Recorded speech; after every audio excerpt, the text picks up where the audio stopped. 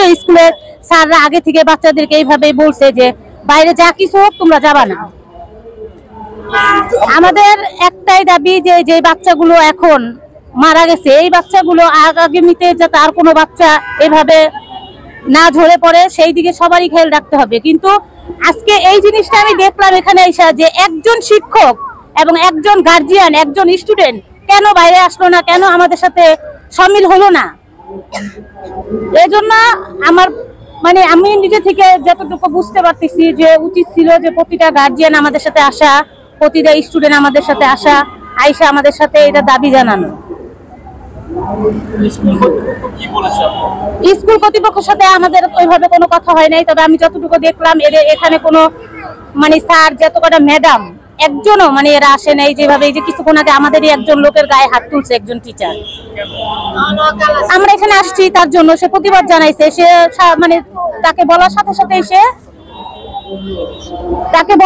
সাথে সে তার গায়ে হাত তোলা শুরু করছে। তারপরে আমরা আগায় গেছি। যাই হোক এখানে অনেক লোকজন আসতে পরে সবাই ছড়াছিটা হয়ে গেছে। কিন্তু আমি মানে এরকম কখনোই কোথাও এরকম দেখি নাই, শুনিও নাই যে এতগুলো বাচ্চা এইভাবে ঝরে পড়ার পরে কেন স্কুল আবার তারপরের দিন স্কুল খুলে, কালকে স্কুল খুলছে, আজকে প্রতিটা গার্জিয়ানকে বলতিছে যে বেতন দেওয়ার জন্য। আমার মেয়ে পড়তো না, আমার এক ভাগ্নি এখানে পড়তো, আয়মান।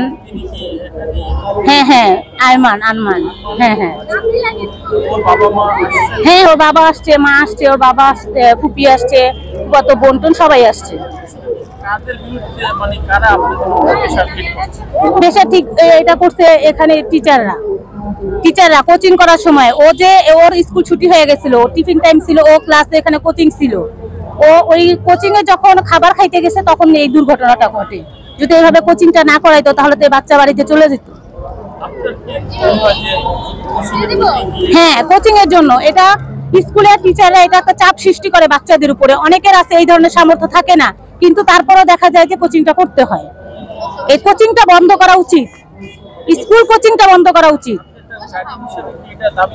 হ্যাঁ অবশ্যই এটা আমার দাবি যে স্কুলে যাতে এইভাবে কোচিং না হয়। প্রতিটা বাচ্চায় আমরা বাসায় টিচার রেখা পড়াই, স্কুলে পড়ানোর কোনো প্রয়োজন নাই। যদি এই বাচ্চাগুলো চলে যেত তাহলে এই দুর্ঘটনাটা হতো না এইভাবে।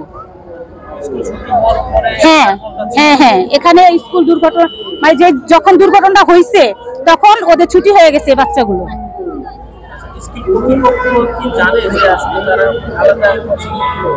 হ্যাঁ অবশ্যই জানে, আমি তো মনে করি জানে, না হলে এই টিচার গুলো তো এখন আসা উচিত ছিল, আমাদের সাথে কথা বলা উচিত ছিল। তারা কারো বাড়িতেই যায় নাই, কারোর সাথে যোগাযোগ করে না। এদের কি উচিত ছিল না যে আমরা এদের বাড়িতে যাই? এই যে সন্তানগুলো মারা গেছে তাদের গার্জিয়ানদের কি অবস্থা এখন, এটা কি তাদের উচিত ছিল না? একটা টিচারও কারো বাড়িতে যায়নি। আমরা অন্যের বাড়ির ঘটনা জানি না, কিন্তু আমাদের এলাকার ঘটনাটা জানি। আমাদের এলাকা অনেক স্টুডেন্ট মাইলস্টোনে পড়ে। হ্যাঁ না কখনোই খোঁজ নেয়নি।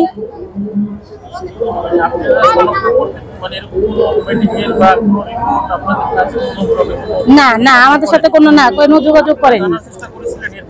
হ্যাঁ আমরা তো আজকে নিজে স্বয়ং এখানে আইসা দেখলাম যে মানে এদের তো কোনো ইচ্ছাই নেই আমাদের সাথে কথা বলার। যদি এরকম হইতো একটা স্টুডেন্ট কিভাবে বাইর হয় না, কারণ ও তো স্টুডেন্ট ছিল এখানে, ওর ক্লাসেরও তো অনেকে বেরোতে পারতো, গার্জিয়ান আসতে পারতো, একটা গার্জিয়ানও আসে নাই। আমরা তো এখানে সেই সকালে 7টা বাজে এখানে আসছি, একটা গার্জিয়ান কি পারতো না আমাদের সাথে আসে কথা বলার জন্য? একটা স্টুডেন্ট আসলো না, একটা গার্জিয়ান আসলো, এমনকি একটা টিচার আসলো না। এর কারণ কি? যেহেতু আপনি ঘটনা করছেন, হ্যাঁ সবাই আপনাদের দাবি সেক্ষেত্রে শুধু আপনারা আসলেন, বাকি সংখ্যক আসলো না। হ্যাঁ এখানে যেই সব স্টুডেন্ট যাদের দ্বারা এই ধরনের পরিস্থিতি আছে তারা অনেকেই আসছে। আপনি মনে করেন যারা মানে যাদের আত্মীয়স্বজন মারা গেছে তারাই আসছে? হ্যাঁ শুধু কেউ আসে না? হ্যাঁ এছাড়া আর অন্য কেউ আসে নাই। এটা কেন এরকম হয়? অবশ্যই এখানে টিচাররা ভিতর থেকে অবশ্যই বলছে গার্জিয়ানদেরকে বা স্টুডেন্টকে এইভাবে হুমকি দিচ্ছে যে তোমরা কখনো এখানে যাবা না, এজন্য আসে নাই। এখন আপনাদের দাবি? আমাদের দাবি মাইলস্টোন বন্ধ হয়ে যাক, এখানে কোচিং বন্ধ হয়ে যাক। এইভাবে এরকম ভাবে স্কুল চললে আগামীতে আবারও দুর্ঘটনা হবে। দুর্ঘটনা হতেই পারে, কিন্তু তারপরও তো এদের উচিত ছিল যে সবার সাথে যায় কথা বলা, প্রতিটা গার্জিয়ানের বাসায় যায় কথা বলা। এটা কি উচিত ছিল না? এরাও তো কারো বাবা কারো মা।